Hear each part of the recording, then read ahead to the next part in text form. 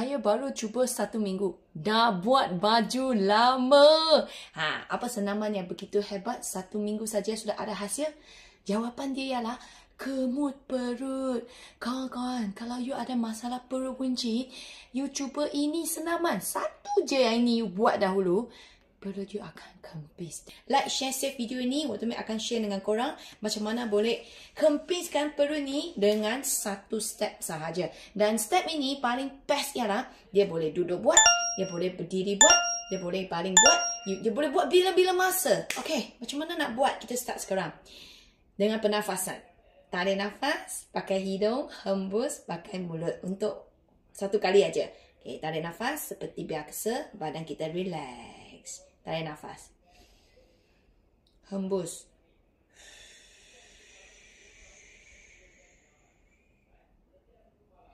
Kemutkan perut you. Squeeze in perut you. So, mula-mula you akan rasa, pinggang macam sakit. Itu normal lah. So, you punya perut dah kemut sampai habis sudah. Then you tahan. Tapi jangan tahan nafas. Tak suruh you tahan nafas. Korang jangan tahan nafas, nanti pengsan. You tahan je perut. So, mula-mula, I tahu mesti korang tak tahan. Dia akan terlepas. Dan you buat balik.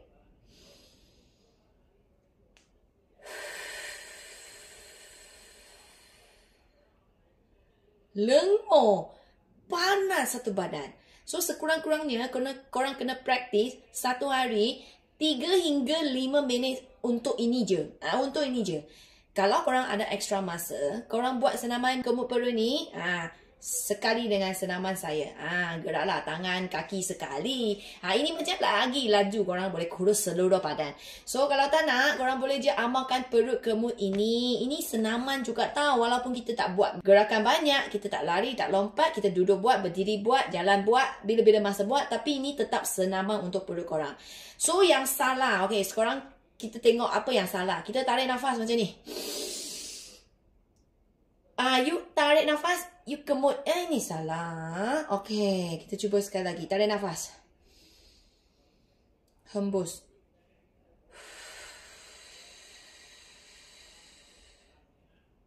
And then, hold your stomach. Simpan dan kemut. Squeeze in perut you. Tahan perut you. Jangan tahan nafas.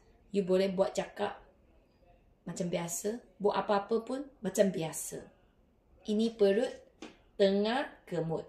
Bila you dah pandai kemut, bukan sahaja perut you kempis, dia kemas, tak mengelebeh, lagi dia cantik. You tekan-tekan, dia keras-keras sikit punya. Dia bukan yang jadi lembek-lembek punya. Dan bila you tengok depan cermin, lama-kelamaan, you akan nampak bentuk you punya ini semua sangat cantik. Ada line kat sini tepi.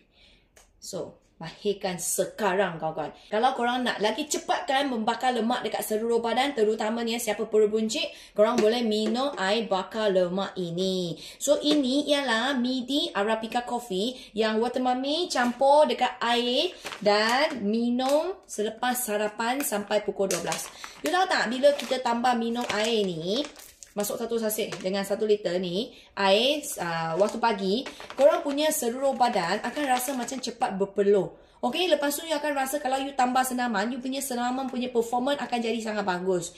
Kalau you tak senaman pun, badan korang pun akan rasa sangat bertenaga sepanjang hari. And then rasa perut ni selesa kenyang lama, tak rasa nak makan banyak-banyak.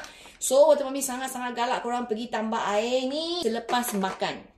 So, ini bukan air manis. Ini ialah kopi yang pahit-pahit manja. Tapi dia sedap. Dan pahit-pahit manja ni yang akan sekat korang punya makan. Dan bagi kita kurang suka dekat makanan ataupun minuman manis.